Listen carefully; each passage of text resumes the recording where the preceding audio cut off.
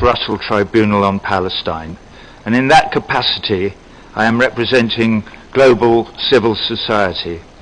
By way of preamble, I should say my remarks here today are not personal or driven by prejudice or malice. I'm looking only to shed some light on the predicament of a beleaguered people. The Russell Tribunal on Palestine was created to shed such light, to seek accountability for the violations of international law and the lack of United Nations resolve that prevent the Palestinian people from achieving their inalienable rights, especially the right of self-determination. One particular stimulus to our convening was the disturbing failure of the international community to implement and enforce the clear judgment of the International Court of Justice in 2004, contained in its advisory opinion on the Israeli wall, as requested by the UN. We met here in New York City 6 weeks ago on the 6th and 7th of October, having previously sent out invitations to all interested parties, and after listening to exhaustive testimony from many expert witnesses and after careful deliberation, we arrived at the following judgments. We found that the State of Israel is guilty of a number of international crimes. 1. Apartheid. The UN's International Covenant on the Suppression and Punishment of the Crime of Apartheid defines that crime as inhuman acts by any government that are committed for the purpose of establishing and maintaining dominations by one racial group of persons over any other racial group of persons and systematically oppressing them. This finding by the tribunal was endorsed earlier in the year by the HRC Committee for the Elimination of Racial Discrimination in Geneva after submissions by the tribunal made both orally and in writing.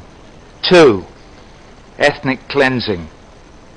In this case, that crime includes the systematic eviction of much of the native Palestinian population by force since 1947-48. 3.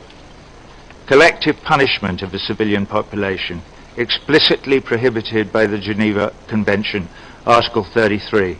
Israel has violated its obligation as occupying power throughout the occupied Palestinian territory, including the West Bank, Gaza and East Jerusalem.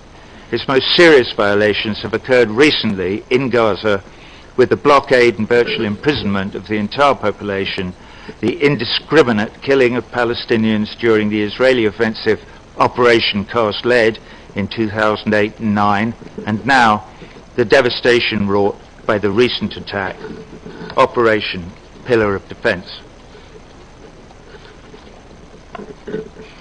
As I speak, I can hear the tutting of governmental and media tongues trotting out the well-worn mantra of the apologists.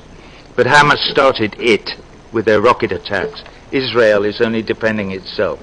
Let us examine that argument. Did Hamas start it? When did it start? How we understand history is shaped by when we start the clock. If we start the clock at a moment when rockets are fired from Gaza into Israel on a certain afternoon, that is one history. If we start the clock earlier that morning, when a 13-year-old Palestinian boy was shot dead by Israeli soldiers as he played soccer on a Gaza field, history starts to look a little different. If we go back further, we see that since Operation Cast Lead, according to the Israeli human rights organization B'Tselem, 271 Palestinians were killed by Israeli attacks, and during the same period, not a single Israeli was killed. A good case can be made that it started in 1967 with the occupation of Gaza and the West Bank. This crisis in Gaza is a crisis rooted in occupation.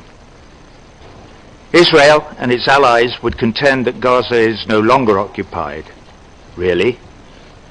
The withdrawal of soldiers and settlers in 2005 changed the nature, not the existence, of occupation. Israel still controls Gaza's airspace, coastal waters, borders, land, economy and lives. Gaza is still occupied.